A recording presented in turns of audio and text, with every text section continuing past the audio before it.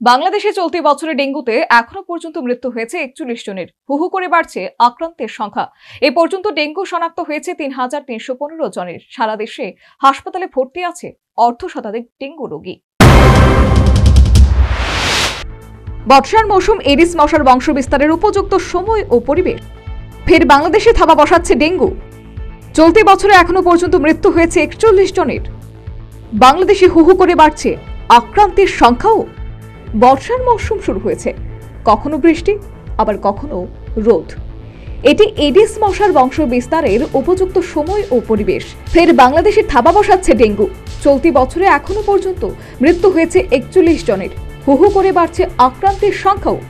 গত 24 ঘন্টায় সারা দেশে 59 জনের ডেঙ্গু রোগী হাসপাতালে ভর্তি হয়েছে।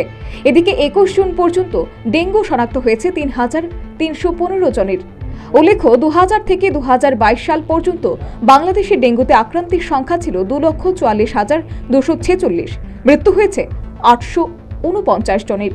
গত বছরের শুরু থেকে 28 ডিসেম্বর পর্যন্ত বাংলাদেশে ডেঙ্গু আক্রান্তের সংখ্যা ছিল 3,20,945। মৃতের সংখ্যা পেরিয়ে যায় 1,700। এহেন পরিস্থিতিতে ডেঙ্গু নিয়ন্ত্রণে ঢাকার 2 সিটি কর্তৃপক্ষের ভূমিকা নিয়ে নানা মহলে বিস্তর সমালোচনা হয়। মশা নিয়ন্ত্রণে প্রয়োজনীয় পদক্ষেপ গ্রহণ করা হচ্ছে না বলে অভিযোগ তুলেছেন অনেকেই। তবে বিশেষজ্ঞদের মতে বর্ষার মৌসুম শুরু হয়েছে, কখনো বৃষ্টি আবার কখনো রোদ। এটি এডিস মশার বংশবিস্তারের উপযুক্ত সময় ও পরিবেশ। সবাইকে খেয়াল রাখতে হবে বাড়ির কোথাও জল জমে আছে কিনা, কারণ জমা জলে এডিস মশার বংশ বিস্তার করে। Bureau report, news vanguard.